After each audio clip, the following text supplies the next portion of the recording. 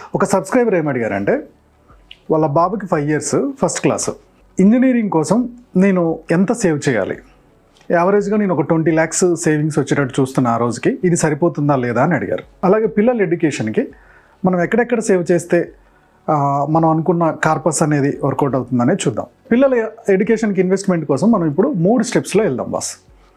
First step 1 వచ్చేసి ఈ రోజున ఇంజనీరింగ్కి ఎంత ఖర్చు అవుతుంది అనేది చూద్దాం. ప్రైవేట్ కాలేజీల్లో అయితే, క్యాంపస్ ఇంటర్వ్యూస్ ఉన్న మంచి కాలేజీల్లో అయితే ఒకవేళ ఫ్రీ సీట్ రాకపోతే పేమెంట్ సీట్ అయితే దాదాపుగా సంవత్సరానికి 5 లక్షలు అవుతుంది బాస్. సో 4 సంవత్సరాలు కలిపి 20 lakhs. ఈ రోజునున్న ఖర్చు 20 lakhs.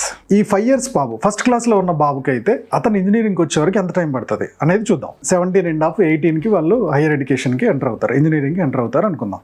ఇప్పుడు ఏజ్ ఎంత? 5 years. సో ఇతనికి ఇంజనీరింగ్ రావడానికి ఇంకెంత టైం ఉంది? 13 సంవత్సరాల టైం ఉంది. సో ఇప్పుడు ఈ ఫస్ట్ క్లాస్ చదువుతున్న ఈ 5 సంవత్సరాల బాబు 13 సంవత్సరాల్లో ఇంజనీరింగ్కి వస్తాడు. ఈ 13 సంవత్సరాల్లో ఎంత ఇన్వెస్ట్ చేస్తే ఆ రోజు అతనికి ఇంజనీరింగ్కి ఫీజు రెడీ చేసుకోవచ్చు అనే పాయింట్ మనం తెలుసుకుంటున్నాం. మనకి ఇన్ఫ్లేషన్ అనేది ఒకటి ఉంది. ఎడ్యుకేషన్లో ఇన్ఫ్లేషన్ 10 to 12, మామూలుగా ఇన్ఫ్లేషన్ 6 to 7% పెరుగుతుంది ధరలు పెరగడం అనేది, కానీ ఫీజులు పెరగడం అనేది 10 to 12% పెంచుతున్నారు. సరే నేను 10% తీసుకుంటున్నాను. ఫస్ట్ క్లాస్లో తనకి 30,000 ఫీజు ఉందనుకోండి, సెకండ్ క్లాస్కి వచ్చేవరకు దాని మీద 10%, అంటే ఈ 30,000 మీద 10% పెంచుతున్నారు, అంటే 33,000. థర్డ్ క్లాస్కి వచ్చే వాళ్ళకి 36,000 చేంజ్. ఇలా ఎవ్రీ ఇయర్ పెంచుకుంటూ పోతున్నారు.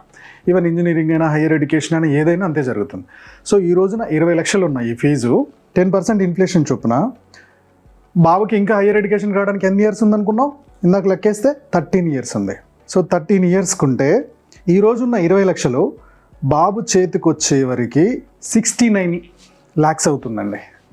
ఈ రోజున్న 20 lakhs బాబు చేతికి వచ్చేవరకు ఎంత అవుతుంది? 69 lakhs అవుతుంది. సో దేంట్లో ఇన్వెస్ట్ చేసుకుంటే ఈ 69 lakhs వస్తుంది అనేది మనం స్టెప్ బై స్టెప్ చూద్దాం.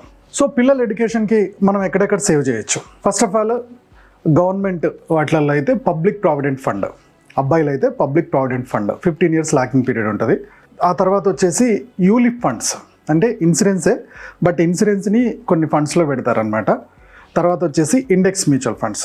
4వది వచ్చేసి గోల్డ్ ఇన్వెస్ట్మెంట్, గోల్డ్ కాయిన్స్ రూపంలో అనుకుందాం. ఈ 4 నేను ఎంత జరుగుతుంది అనేది చెప్తాను.